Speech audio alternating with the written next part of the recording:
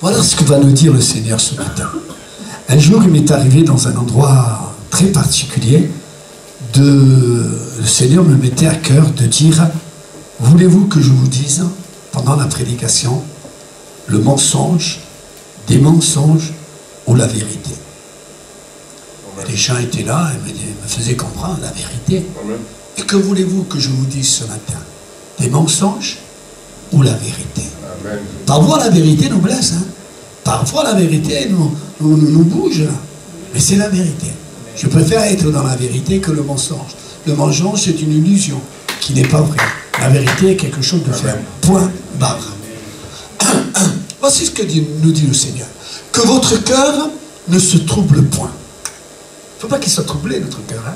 Que votre cœur ne se trouble point. Croyez en Dieu et croyez en moi. Il y a plusieurs demeures dans la maison de mon Père. Si cela n'était pas, parce que je dis la vérité, dit Jésus, si cela n'était pas, je vous l'aurais dit. Mais je m'en vais vous préparer une place. Et lorsque je m'en serai allé et que je vous aurai préparé une place, je reviendrai et je vous prendrai avec moi, afin que là où je suis, vous soyez aussi. Amen. Frères et sœurs et amis, la vérité doit nous laisser d'aplomb. Elle doit nous laisser d'aplomb. Je vis, je persévère pour le ciel. Alléluia. C'est ça. C'est là ma destinée finale. Amen. Le ciel.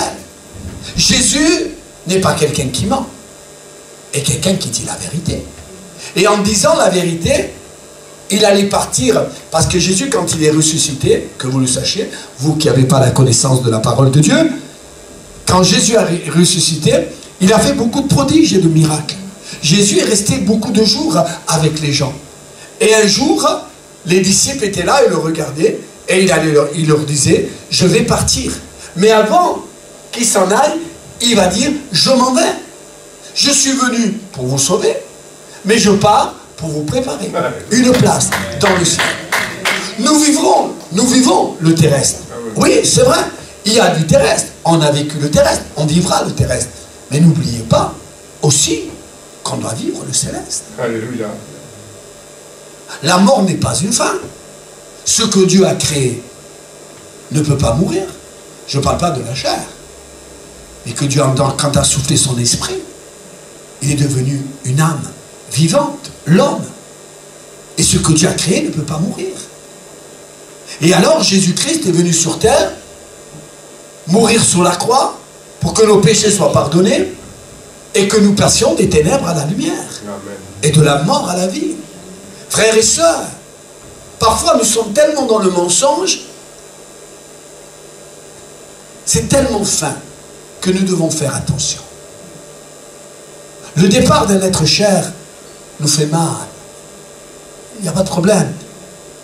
Sa présence, c'est nos habitudes avec lui, avec elle. Nos habitudes, on les a. Vous savez, quand on prend un petit chien et qu'on le fait grandir, et un jour s'il a un problème, ou qu'il meurt, ça nous fait mal. Alors nous ne sommes pas des fanatiques, mais nous voulons être dans la vérité. Parce que frères et sœurs, le fanatique, il dit des belles choses, mais quand la chose arrive, il ne comprend plus où c'est qu'il est. Et nous ne sommes pas de ceux-là qui ne doivent pas savoir qu'un jour, je vous le souhaite, je me le souhaite, si telle est la volonté de Dieu, que nous partions le plus tard possible. Mais si c'est la volonté de Dieu, le jour et l'heure de notre départ, on ne le connaît pas. Alors, frères et sœurs, nous qui croyons à la parole de Dieu, nous qui croyons en Jésus, nous savons que Jésus a dit la vérité. Je m'en vais vous préparer une place dans le ciel. Là-bas, en haut, il y a plusieurs demeures. Oui, il y a plusieurs demeures. José Cortés disait que la récompense, vous savez, nous devons être récompensés. Est-ce que vous le savez? Il y en a qui ne le savent pas. Il y en a qui le savent. Il y a des récompenses dans le ciel. Qu'est-ce que tu as fait sur la terre? Tu as croisé les bras? Tu t'es lamenté constamment sur ton sort. Tu n'as pensé qu'à toi, toi, toi, toi. Mais nous devons aussi penser aux autres. C'est-à-dire aux autres qui ne connaissent pas le Seigneur. Aux autres qui n'ont pas fait la paix avec Dieu. Toi, tu n'as pensé qu'à toi. Alors la récompense dans le ciel, elle ne va pas être grande. Hein? Alors nous devons, frères et sœurs, savoir que nous sommes sauvés pour sauver des autres hommes. Nous sommes appelés aussi, merci Seigneur, nous sommes appelés aussi à se fatiguer dans le Seigneur. Oh, je ne suis pas contre le travail, pas de problème. Mais nous nous fatiguons pour le travail. Ça nous arrive qu'on se fatigue pour le travail. Et nous attendons notre salaire à la fin du mois. Il y a une récompense de notre travail. Mais dans le Seigneur, est-ce que nous arrivons à nous fatiguer? D'une bonne fatigue dans le Seigneur. Passer du temps devant Dieu, jeûner. C'est vrai, quelqu'un m'a attrapé l'autre fois, et je suis d'accord avec lui, pas de problème, parce que je ne suis pas quelqu'un de têtu, mais je suis quelqu'un, quand je sais, quand on dit la vérité, je me tais. Un frère m'a dit, Laurent, c'est pas bien ce que tu fais. Quand les gens jeûnent, tu leur fais lever la main. Quand les gens jeûnent, tu les fais monter sous l'estrade. Et la Bible enseigne le contraire. Enseigne que quand tu jeûnes, que personne ne le sache. Et c'est vrai, ce frère avait raison. Et je me soumets à la raison. Alors, frères et sœurs, il est bon de travailler pour le monde. Mais il est bon aussi de travailler pour Dieu. Il est bon de jeûner. Je voulais faire lever la main. Qui c'est qui est en train de jeûner ce matin? Ne levez pas la main. C'est entre vous et Dieu. Mais il est bon de jeûner. De ne pas prendre son café, son pêche-cola, son pain au beurre. Et passer du temps dans le jeûne et la prière. Il paraît que l'autre jour, il y a eu quelqu'un qui est mort du côté du quartier Roquebillière. La drogue, la violence, la méchanceté. Et nous ne sommes pas loin de ces quartiers.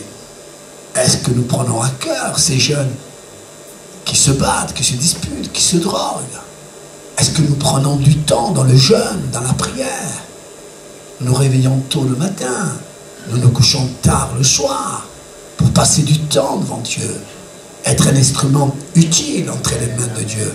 Je ne suis pas arrivé à donner un prospectus, mais je peux arriver à passer du temps devant Dieu dans la prière.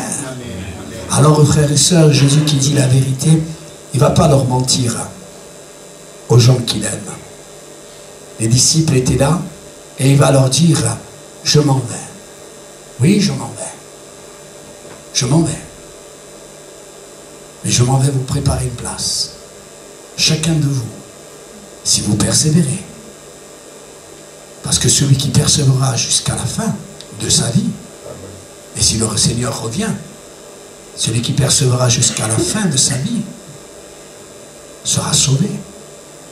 Mais si tu persévères jusqu'à la fin de ta vie, si tu persévères jusqu'au retour du Seigneur, ça y est, ta place elle est prête. Tu n'as pas à te faire du souci, ta place elle est prête. Et je disais, quand on perd un être bien-aimé, c'est dur, sa présence nous manque. Mais avec le temps, Dieu nous console. Avec le temps, Dieu nous met la paix.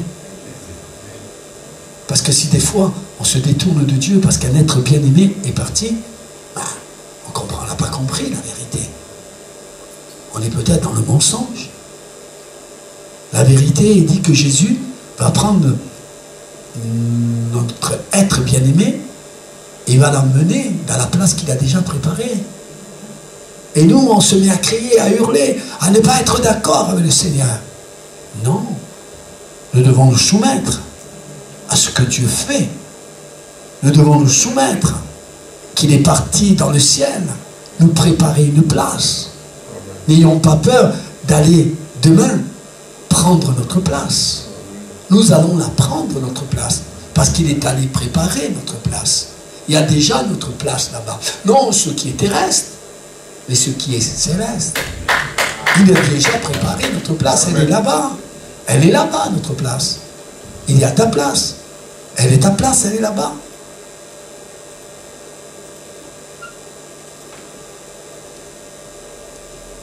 Moi, je connais des maniaques. J'ai des familles qui sont maniaques du ménage, qui sont maniaques de la propreté. C'est bon d'être maniaque. Hein. Dieu ne veut pas qu'on vive dans le désordre, dans la saleté. Il est bon d'être dans l'ordre. Pas maniaque, mais être dans l'ordre. Et moi, je pense, je peux me tromper, mais je pense, vous que je vous connais, tu peux dire cette prière, Seigneur, s'il te plaît, tu peux me donner le privilège que j'aille un jour, 2 jours, dans le ciel, préparer déjà ma demeure. Mon frère Antoine, quand il partait en vacances et que ses filles rentraient dans le Babylone, elle mettait de l'eau au point de mettre le feu. Elle mettait le feu, elle mettait de l'eau, elle nettoyait et tout. Mais dans le ciel, il ne faudra pas mettre le feu. Hein. Il y en a qui disent, hein, Seigneur, même un jour, quelques heures, je vais là-bas, je fais le grand ménage, je change les draps, je regarde bien mon lit, s'il est bien installé. Ayons cet avant-goût. On va quitter la terre. C'est pas ici qu'on va vivre éternellement. Ici, nous sommes de passage. Vraiment de passage. Ne nous attachons pas trop. Décollons-nous un peu. Oh, ne pensons pas qu'au travail, au travail, au travail.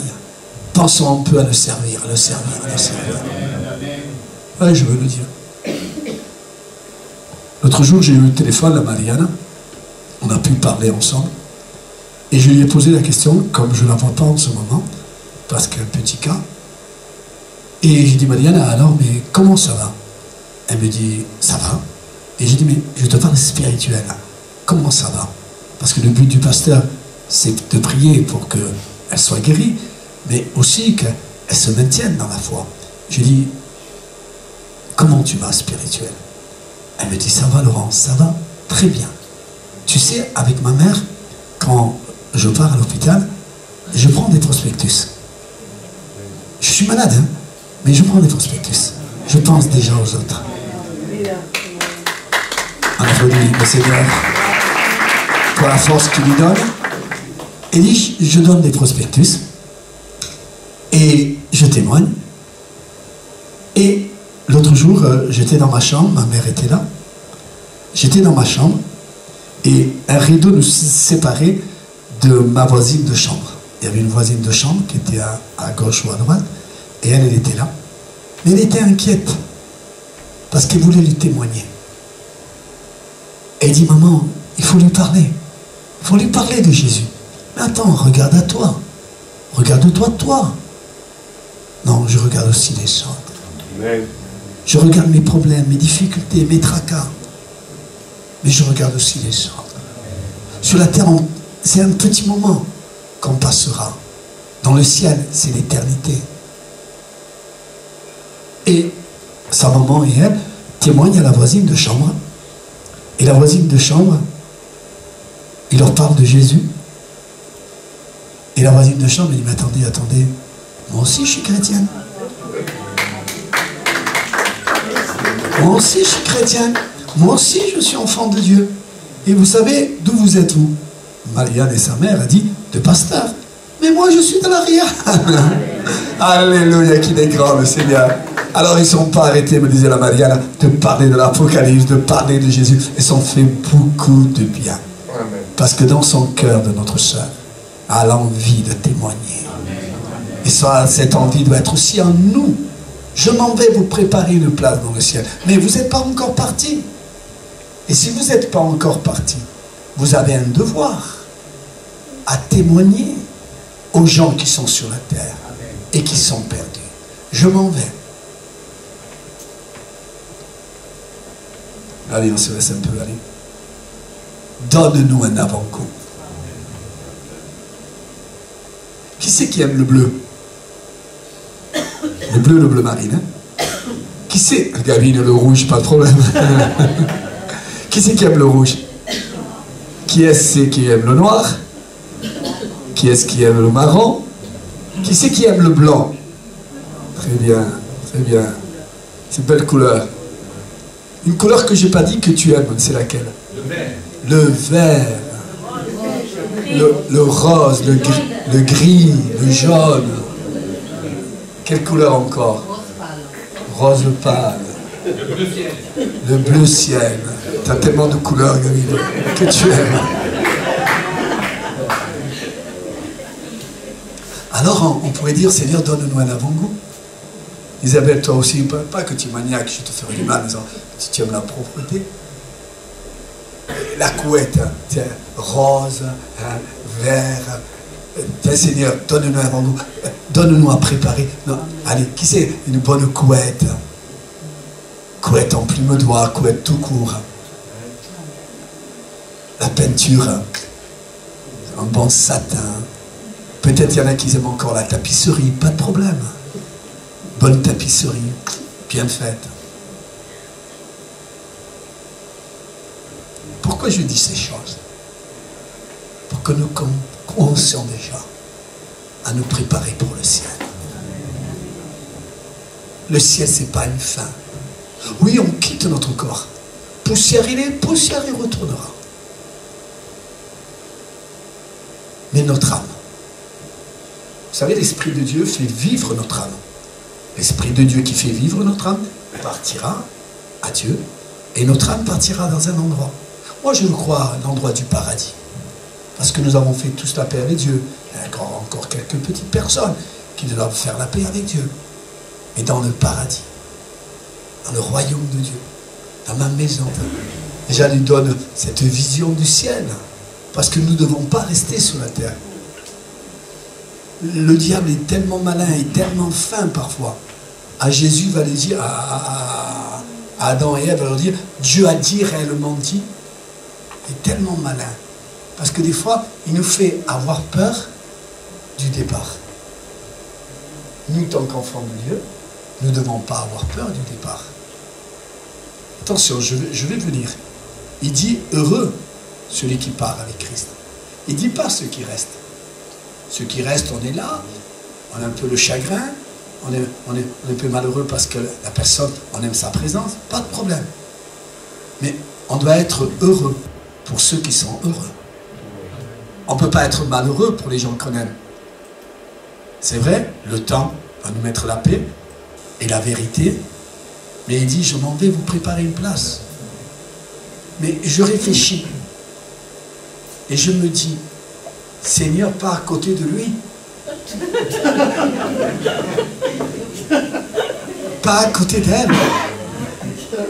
Ton premier voisin, ça va être lui, ça va être elle. Seigneur, s'il te plaît, Seigneur, s'il te plaît, me mettre dans un autre endroit, un peu plus loin. Dans la pointe du ciel. La pointe du ciel, peut-être. Vous savez, quand on parle de ces choses qui ne feront plus avoir peur, c'est quelque chose qui commence à naître dans notre cœur. Parce que ces choses, c'est la vérité. Et tant qu'enfant de Dieu, tant qu'enfant de Dieu, ça ne doit pas nous faire peur. Un jour, je me suis fait opérer des calculs, des reins. Mon fils, ma femme sont venus. Ils étaient inquiets. Et je leur ai dit comme ça, et c'était vrai. Je dirais, ne vous inquiétez pas. Pour moi, tout est bien. Si je me réveille de mon opération, c'est bien. Je ne suis pas un fanatique. Mais si je m'en vais à la place que Dieu est parti me préparer. Si nous, je vous le promets, si nous vivions comme ça, avec cette espérance vivante, plus rien nous fera tomber. Parce que nos regards sont fixés vers le ciel. Est-ce qu'il y a mangé du pain? Oui, il y aura le vin, symbole de la joie. Il y a des personnes qui pensent, est-ce que je ne peux pas être moi à la demeure que tu as préparée à mon mari, à ma femme, moi aussi je veux être avec lui. Mais là-bas on sera comme des frères et sœurs. Il n'y aura plus de mari, il n'y aura plus de femmes. Mais on les reconnaîtra. Nos eaux jailliront d'allégresse quand on verra nos bien-aimés. On lui fera un bisou à la joue, à la bouche, enfin je ne sais pas. On lui fera un bisou, pas de problème. Tu pourras lui faire un bisou. Et comment ceux qui iront rejoindre les autres, comment ils seront heureux? Parce que Dieu n'est pas le Dieu des morts. Dieu est le Dieu des vivants. Et s'il dit, je m'en vais vous préparer une place, c'est qu'il est allé préparer notre place. Je termine avec cette conclusion. Ne permettez pas qu'une autre personne prenne ta place. Parce que si tu te détournes de Dieu, si tu ne marches plus dans les voies de Dieu, et que tu vis dans le péché, tu ne pourras pas aller là-bas. Et quelqu'un d'autre prendra ta place. Ta couette rose, rose comment, Rosa? Rose pâle. Il lèvera la couette rose pâle et il mettra une autre couette. Non, nous ne faisons pas voler notre place. Il n'y a que les violents qui s'emparent de la bénédiction. Je sens l'Esprit de Dieu. Tu peux être une bénédiction pour les gens que tu aimes. Tu peux être une bénédiction pour les gens que tu aimes. Que les gens que tu aimes qui ne partent pas en enfer et qui viennent te rejoindre au paradis. Et tu peux être une bénédiction. Sois violent spirituel. Ne te laisse pas faire. Sois un homme de Dieu, sois une femme de Dieu. Quand on te propose le péché, quand on te propose des choses, non, recule. Et non, c'est chrétien, non. Je suis chrétien.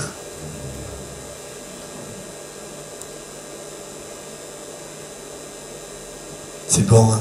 Je vous sens en paix, je me sens en paix. Parce que la vérité nous met la paix. Le mensonge nous agite.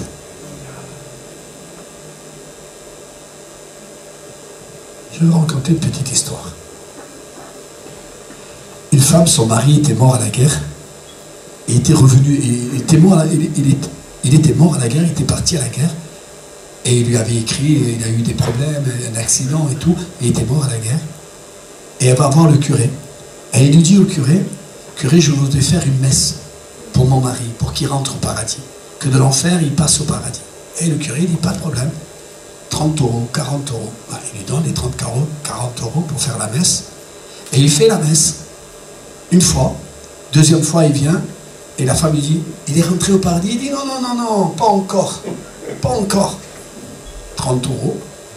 Le mois d'après, elle revient et dit, alors, il est rentré mon mari au paradis? Il dit, non, pas encore. 30 euros. Il lui donne encore 30 euros.